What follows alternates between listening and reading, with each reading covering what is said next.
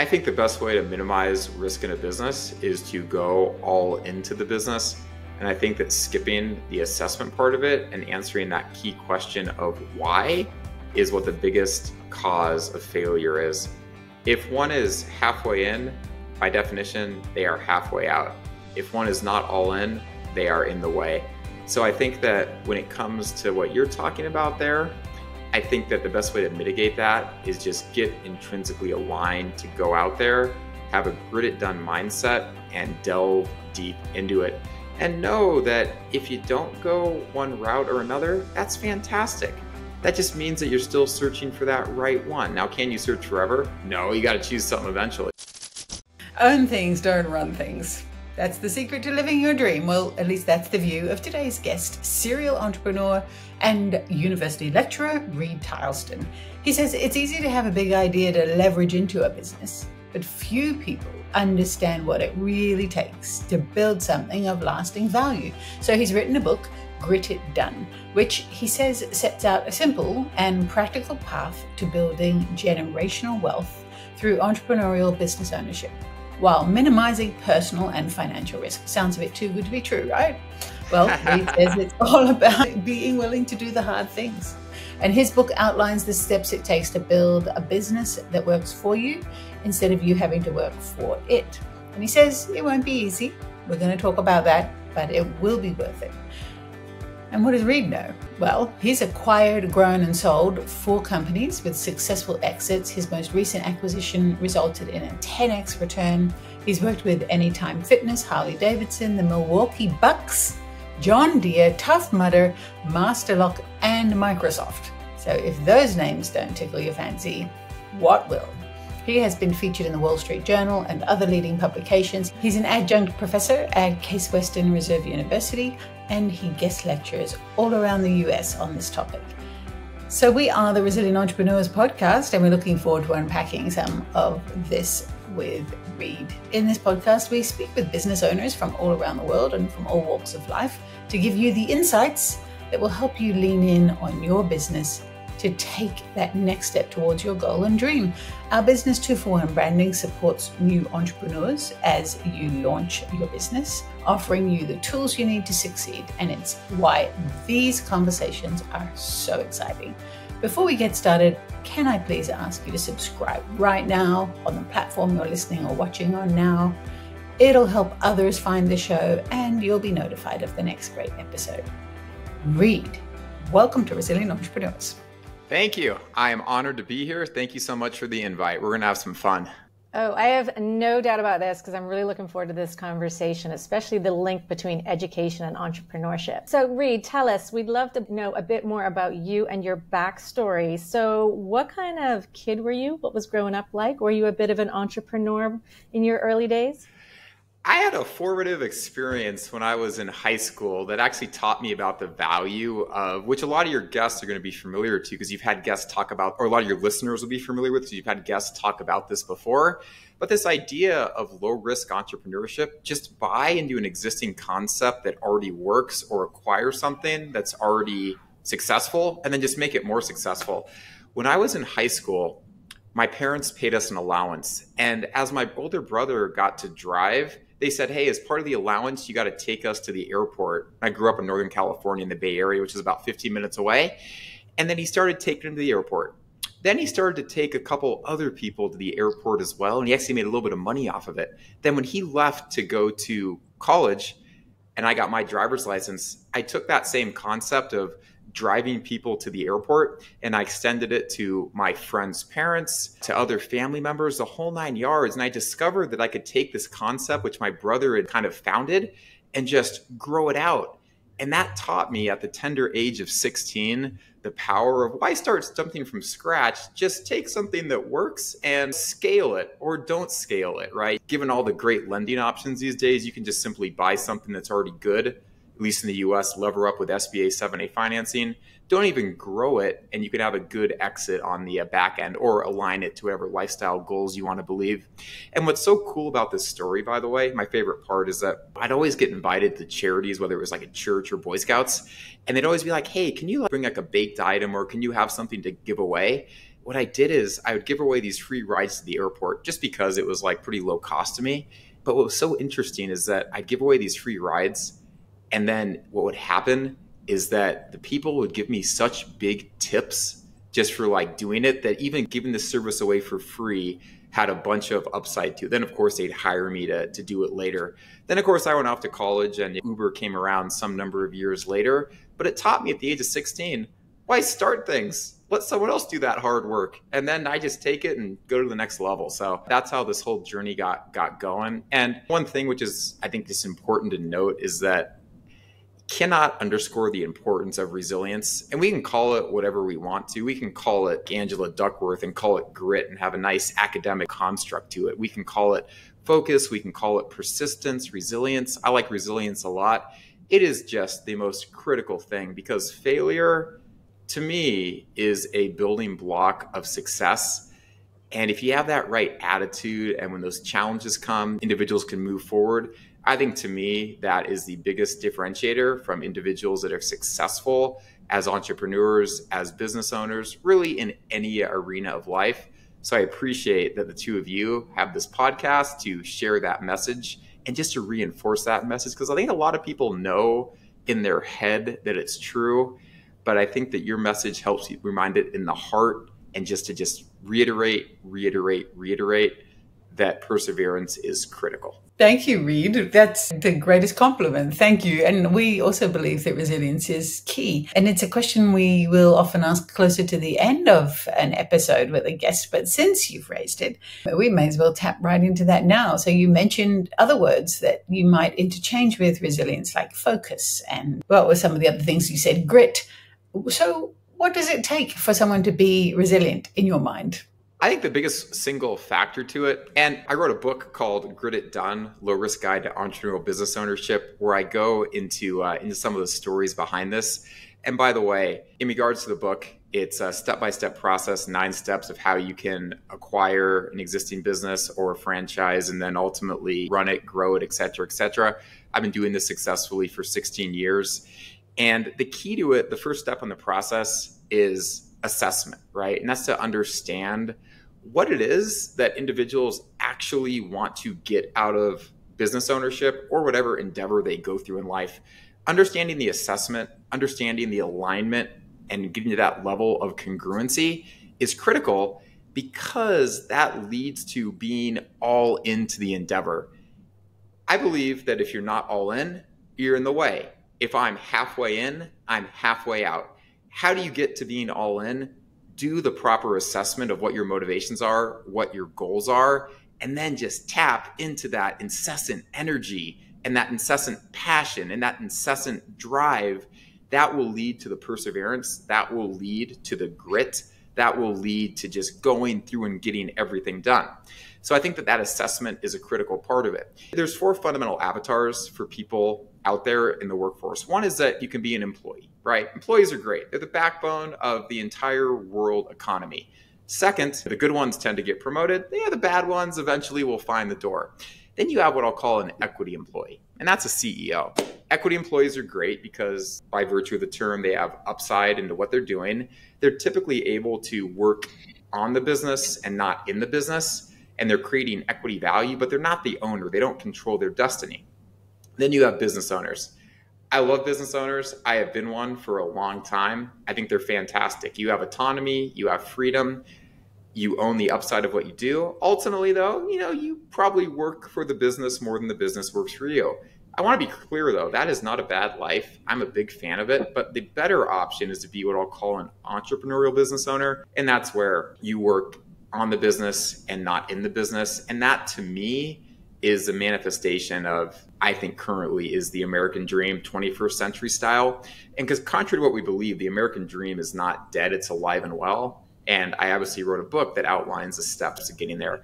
But to directly answer your question, it is understanding the assessment part of it. That is where you can dig deep and find the fuel to have that resilience as one moves forward into an endeavor. Yeah, absolutely. Do you think that anybody can be an entrepreneur, or is it for a certain type of person? A lot of academic research around that. And first, we have to agree on what an entrepreneur actually is, which if you look up, you could ask 10 different people and they'll give you 10 different definitions of it. There's no clear definition. To me, my definition of an entrepreneur, it's very simple. It's somebody that takes action. Now, I talked about the importance of assessment before, and that's critical. There's a cool academic study came out in 2017, and we're just going to talk about two binary states. One state is a state of assessment where you're thinking about what you're doing. The second state is a state of locomotion where you're taking steps towards that end goal. Question for you two. What do you think, at which state, assessment or locomotion, do you think people have higher levels of fulfillment? Oh, definitely the locomotion. Definitely the locomotion, right? Didn't they write a song about that? Yeah, it's locomotion. And by the way, what the moderator of that, which just means what actually drives more of that happiness and fulfillment in the state of locomotion, is how purpose-driven it is. So the roadmap is so simple. Think about what you want to do, align it to your purpose, then just go take steps towards it. And the real key to that is that it means that whether or not you have your end goal achieved, whether it's I want to make $3 million or I want to have more lifestyle, whatever it is, right?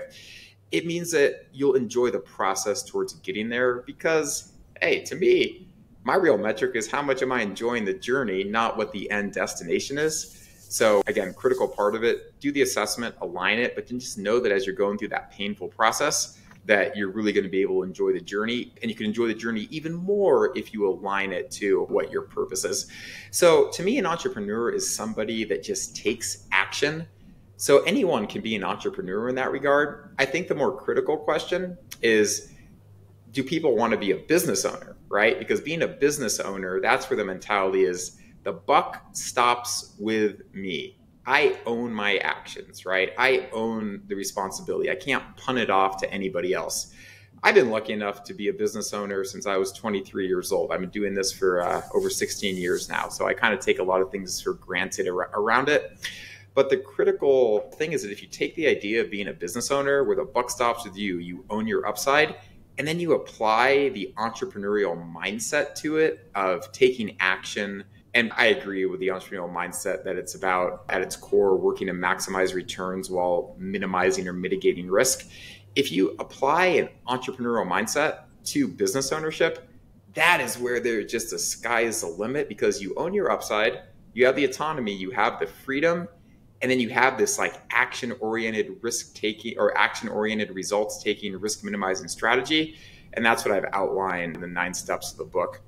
And it's critical for me to come at it from the perspective of, all right, you can look at like what steps are to do this, but the real key is that being a business owner, it's in the trenches, right? People are the biggest source of pleasure. They're the biggest source of pain, right? Like, being a business owner is an interesting, good lifestyle, but I wanted to write a book where you have both the frameworks, the things that I've done successfully over the years that I've learned that I apply in my own endeavors, coupled with the actual anecdotes, most of which are mine, but some are from others as well, to get a true sense of taking what you can see in a framework, what you can see on a spreadsheet, and actually marrying that with what it's really like to be there on the trenches. Because being a business owner is a great life, but it is certainly not for everybody. It is a lot of work.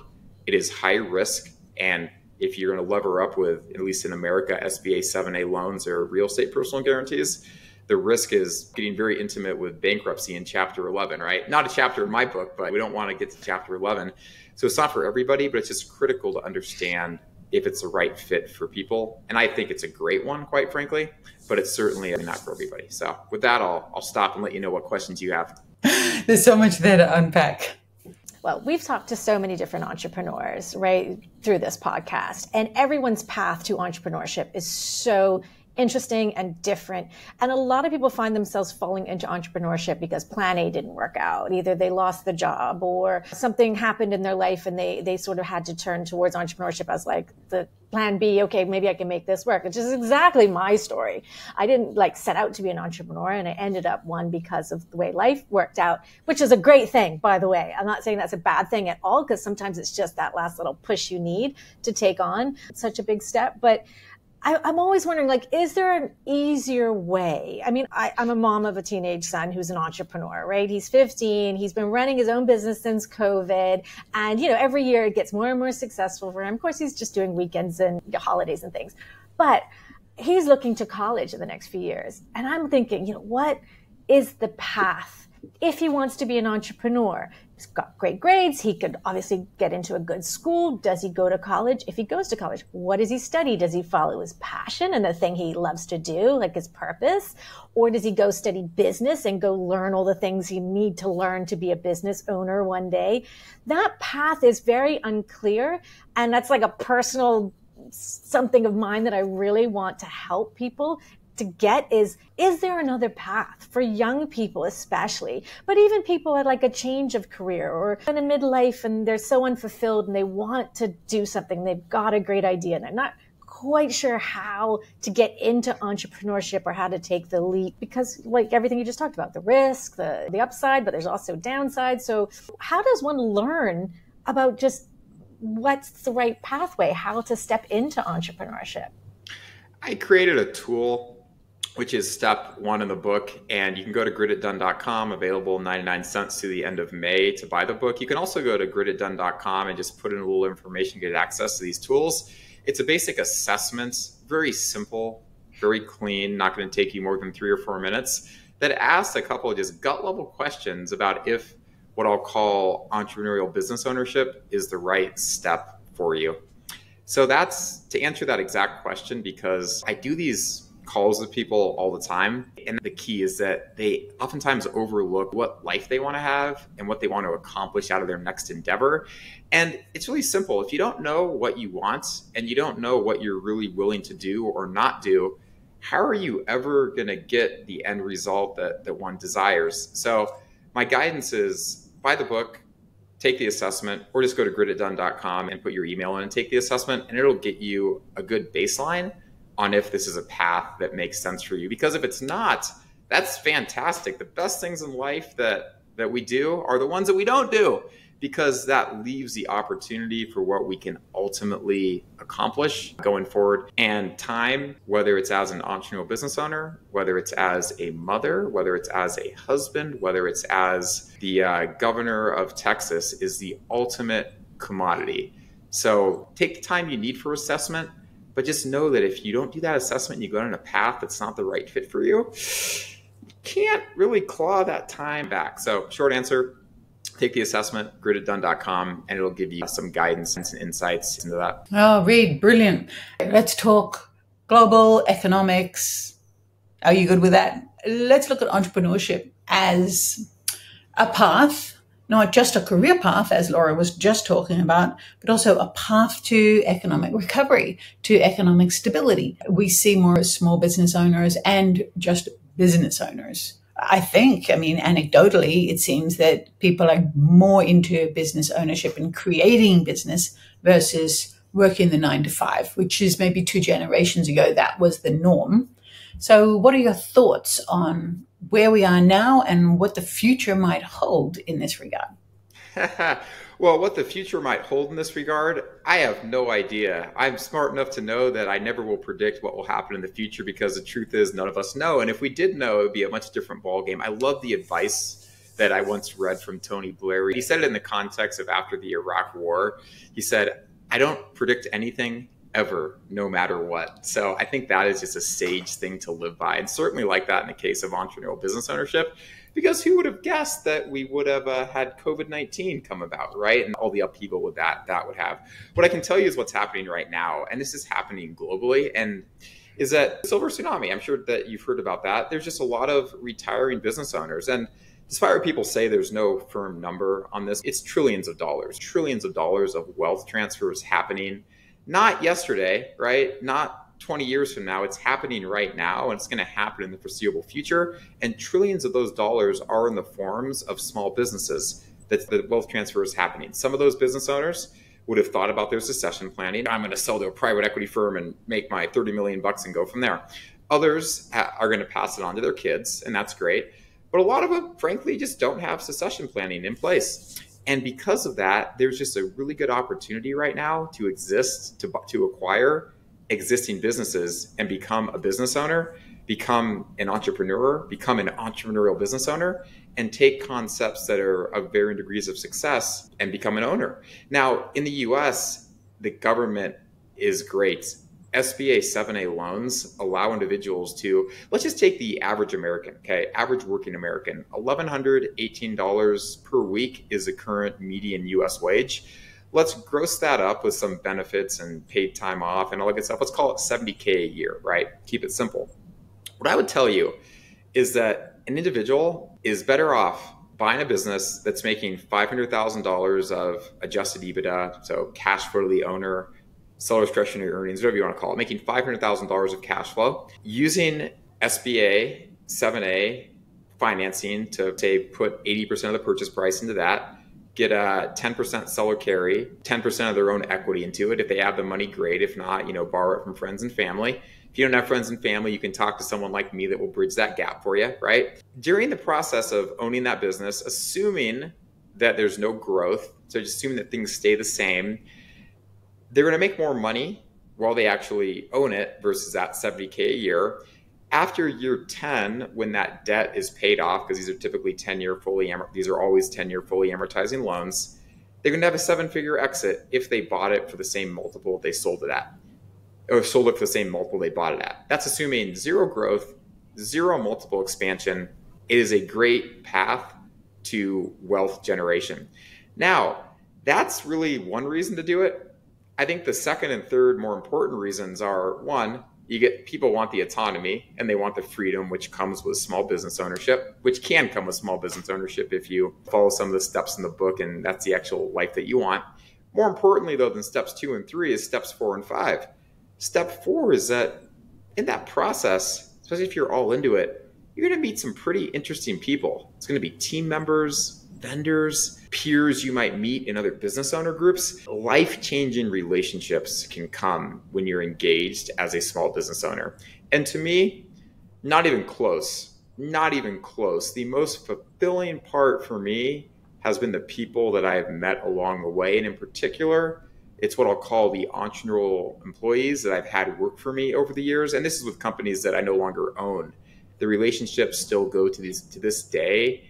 And they have enhanced my life in ways that I did not even think was possible before I became a business owner. So the relationships, critical. Last but not least, small business owner, pile of paperwork is this high. Because of the personal investment, you get to see how the sausage is made of all of our great governments out there.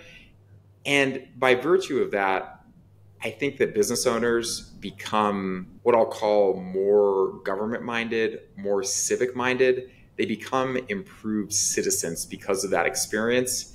And so let's just recap. More autonomy, more freedom, more money, relationships, and a better citizen. That's what it's done for me over the last 16 years of doing this. And I want to caveat it, path, not for everybody, right? The buck stops with you. Personal guarantees. Failure, it's much lower failure rates than starting a business, but failure definitely happens and the cost can be high. But with that said, I just get super excited about teaching this, showing the path for people out there, because despite what we hear, the American dream is alive and well with entrepreneurial business ownership. And I think that at the very least, everyone should be able to analyze this opportunity and see if it makes sense for them. Now, I have an MBA. I'm also working towards a PhD. So I believe in formal education in a lot of ways. And an MBA is a great path to go down this route, but you don't have to go that way. You could also sign up for a weekend workshop or go to a conference, right? Those are all great options. Or you could do none of those things. But intrinsically, I wrote this book and it's 99 cents and 3 hours to read. It's pretty quick and pretty easy. I think we'll bump the price to $8 at the end of May, but it's probably the most, if not the most, time efficient, lowest cost, first step to think about if you want to do this path. And it's not just a framework of, hey, follow these steps. It's a framework coupled with the actual on the ground, in the trenches experience about what this lifestyle is like to understand if it's something that you want to do. And no matter what, you'll probably love your neighbor small business owner more after you read it. I love that. You'll have a much deeper understanding and appreciation of what small business owners go through. Now, while you're talking, Reid, you're very much talking about business ownership through this conversation as an investment. So who do you have managing or working in the business? Are you proposing that a person owns a business but doesn't work in it at all? Yeah, heavens no. I think that's like if that's a lifestyle that you want, that's a great end goal to work towards. And I think that that's like the vision that so many people have is, yeah, I want to have all this like absentee income. The way that I've personally gotten to that point and what my recommendation is, have complete expectations that you're going to be very involved in the day-to-day side of the business after you acquire it, or if you do a franchise after you open it, because you really need to earn that absentee ownership going forward. You have to earn the right to be not the business owner, but the entrepreneurial business owner. You'll get there eventually. In no way, shape, and form am I proposing, oh, this is like going to be like the easy, like just count the money off into sunset type things. No, you got to do it in the trenches. But what I would also say is, to me, the most great path to get there is if you, as the owner, understand the business by spending some time working in the business, then that's going to make you a more effective leader. So by virtue of the industrial services business, there was a 10x return. When I was doing diligence on it, I pretty quickly realized that, you know what, the gold in this business is that it's very technician driven. This is very dirty work, grease trap pumping, kitchen exhaust cleaning, factory exhaust cleaning. It's just like very, very dirty work. The best kind, because it's the kind of work that keeps, Western democracies like the US and Australia running, right? Like that kind of work. I realized though that, you know what, in order for me to be the leader that I want to be in this business, and in order for me to make the kind of changes to the business when the time is right, I'm really going to have to understand what it's like to be a technician. So I decided that the best way to actually work on this business was to spend time working in the business. And because of that, I could make the operational improvements that ultimately led to better profit margins, more revenue, being able to put processes in place to hire the right people. So in this case, working in the business was like working on the business, but I really think it's critical to be able to get in there, get one's hands dirty, understand the roles, understand it all. It's a better way to be a leader. And doing that will ultimately lead to better financial outcomes. And it will allow you to have the processes and the people in place to have that, what we'll call entrepreneurial business owner mindset, mentality, and lifestyle, where you working in the business is now optional, right? That's where every business owner wants to be, because you don't know when the right offer to sell the business is going to come, whether it's an offer or it's like a health issue for you. My guidance to business owners is, and easier said than done, by the way, all this stuff is easier said than done. Put the pride aside. Just put your personal pride aside and adopt the mentality immediately, like today, that you are going to run the business. The business does not need you in any capacity, that you are completely meaningless to the business. Like take that mindset shift and apply it immediately. That's step one, is just own that mentality. Step two is surround yourself with the right peer group. And I go into peer groups in the book. It's an exceptionally important part of it. Surround yourself with other people that have either attained the point to the point where they are not required in the business, or at the very least, they're on the same journey that you are into getting to where your presence is optional. Because whether or not we want to, we become like the people that we surround ourselves with. So if you have a goal that you want to achieve, make sure that you're surrounded with like-minded people, because you're going to become more like them. So critical part of buying a business, both when you're searching for it, right? Because you want to be around people that also are trying to buy a business or are business owners, but also while you operate it. Common misconception, which is I wrote a whole chapter on this in the book as I outline, is that, people think that you join like a peer group once you become successful. Complete opposite. You join a peer group to become successful. Not to mention, we talked about relationships. Join a peer group and do that good, deep vulnerability work. It's a strong container. And some of the value that I've seen people, myself included, get out of peer groups, it's just transformational, life-changing type of stuff that really I don't think anyone thought was possible before they got into it. Now, with peer groups, critical to find the one that's the right fit. So my guidance is like, do not sign up for the first one that you see. Like, talk to at least 3, but talk to 4, 5, or 6. And just join the one that just feels right to you, just feels gut level right. And I wouldn't tell you join the cheapest one, join the most expensive one, join a free one. Just join the one that just in your gut feels like it's the right one for you. And if you do join one that's not, and you feel like I made a mistake, then get out of it and find the right one, right? And don't just join one. I'd say join 2, at least, depending on how much time one has. But peer groups, critical part of this entrepreneurial business ownership journey. That's so true, because we know that it can be a very lonely journey. right? Like entrepreneurship, especially when you're the solo owner or you're taking over a business and now the employees are looking at you sideways like, who's this new guy? It can be lonely. It can be lonely there at the top. So any advice for that? The crown is heavy at the top. And I think it's important to realize, I wish loneliness upon nobody, by the way. Loneliness is terrible. So not just being painful, it has a huge cost, right? I mean, the decisions, people around, I think a great thing is listen to people who don't always follow their advice, right? But being lonely has a cost to business owners, like it shows up on the P&L. And I could not agree with that more. But the real key is find what the right peer group for you is.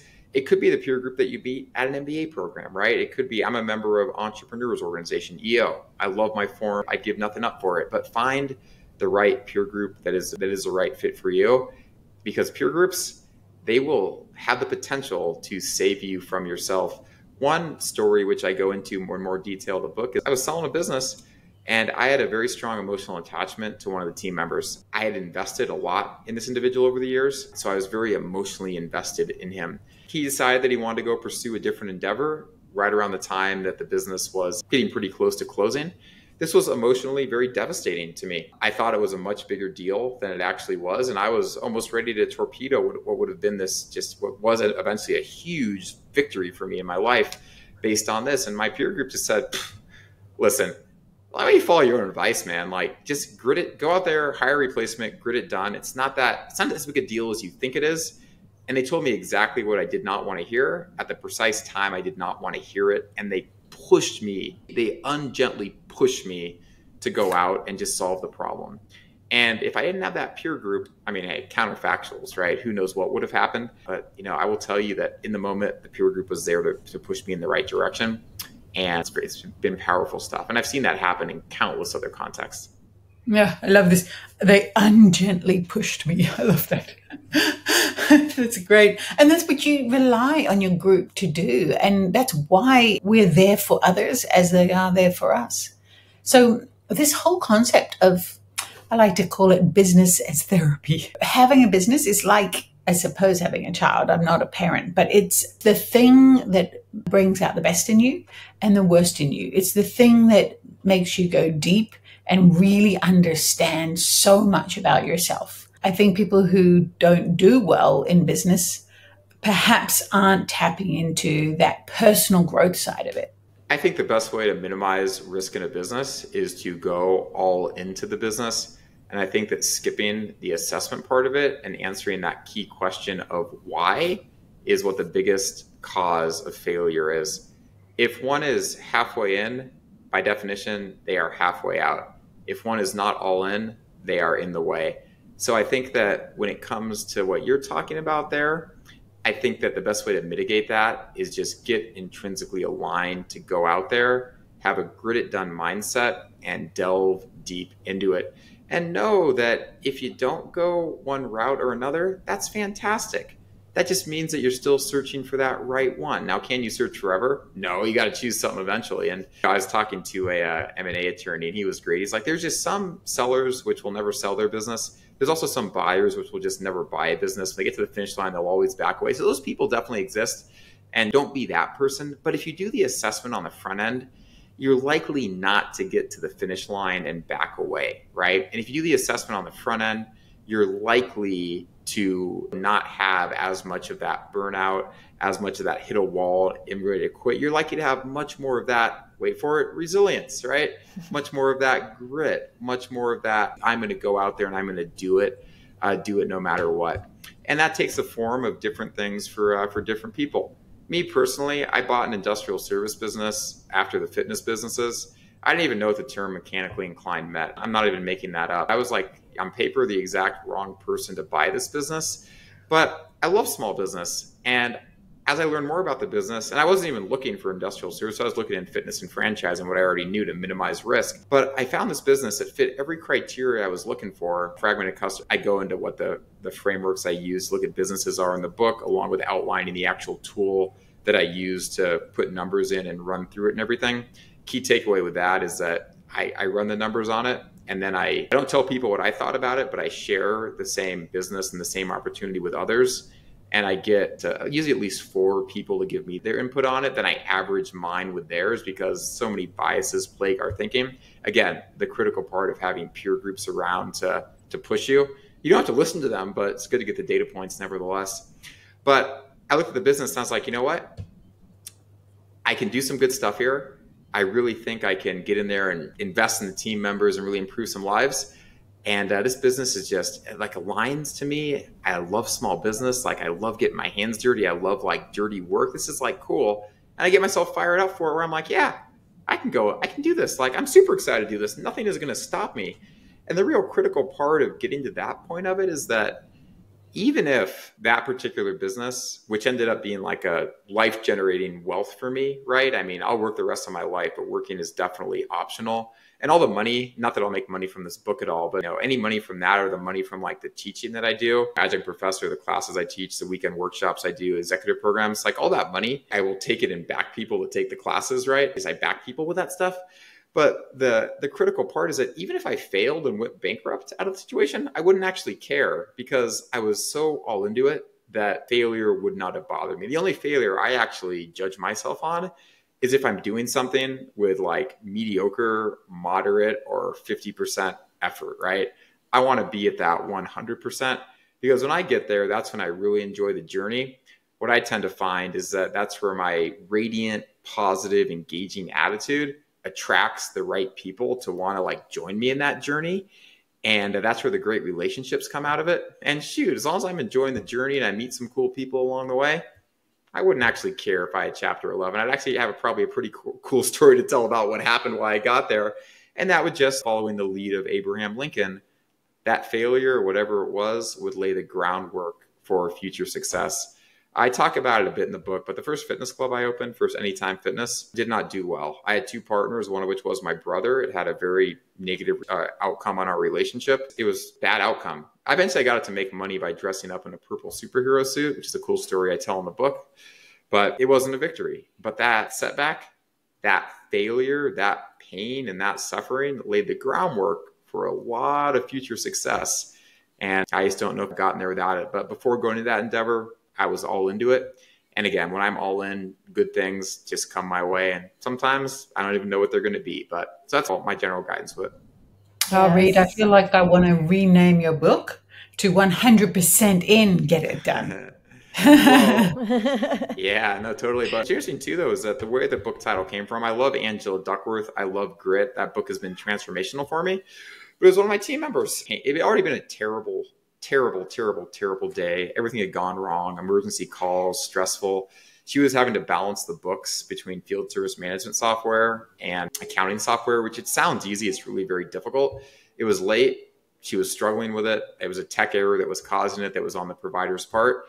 And I was like, Marilyn, she eventually got done. I'm like, Marilyn, you incessantly inspire me. You have an ability just to grit it done. So that's the power of an entrepreneurial employee. I was at a peer group a couple of days later telling that story. And one of the guys was like, grit it done.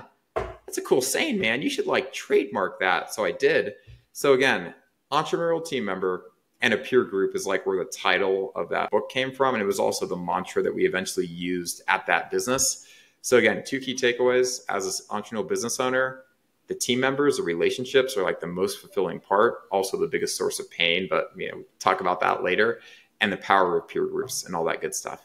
And that saying is not even mine. All in, I actually heard from someone else in a peer group at one point. So two key takeaways there. Brilliant. I love them. So Reid, we're going to flip the hot seat here for a minute, and we're going to relax you from being in the hot seat chair and turn it over to us. So we'd love to give you the opportunity to flip the script and ask us a question. So any thoughts on what you want to know about Vicki and I? Yeah, we'll just keep it fun. No restrictions, any time, any place, whole 9 yards. Who's your ideal dinner guest and why? I'm going to let Vicki go first on this one because I got to think. You want to think about your ideal dinner guest. Whew, there's so many. I'm going to go with Nelson Mandela.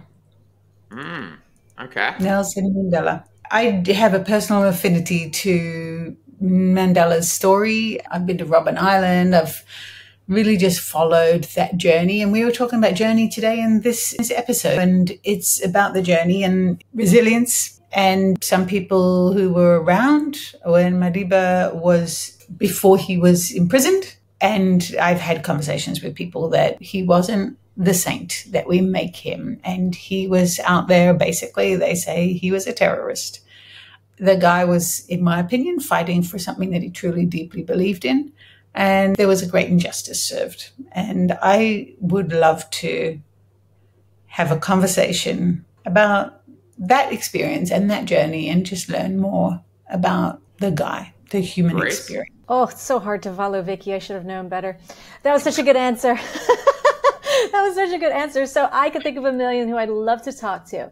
But I think right now I'd love to fly to Necker Island and have dinner with Richard Branson.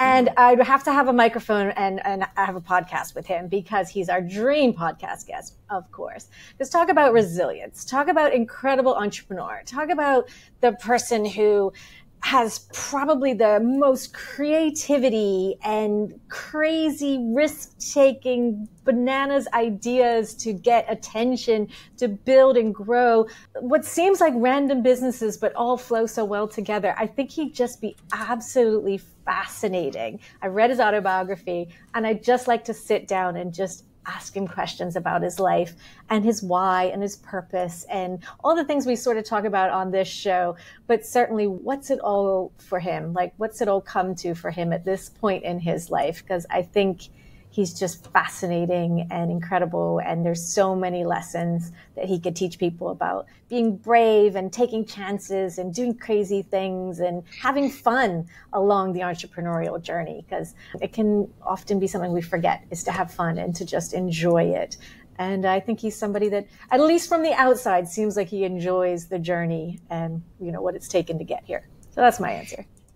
Great. And you take your 15-year-old son with you, I hope. Of course. Of course. Okay, just Jackie. I've got his back. Thank you for your question, Reid. That was fun. Well, how about you, Reid? Who would you like to have dinner with? Well, I asked this question a fair amount, so obviously I've given thought to it. I want to have dinner with my dad at my age. He would not know that I was his son, so I'd be disguised up and would not have the same looks and everything. It would just simply be like almost like a blind date.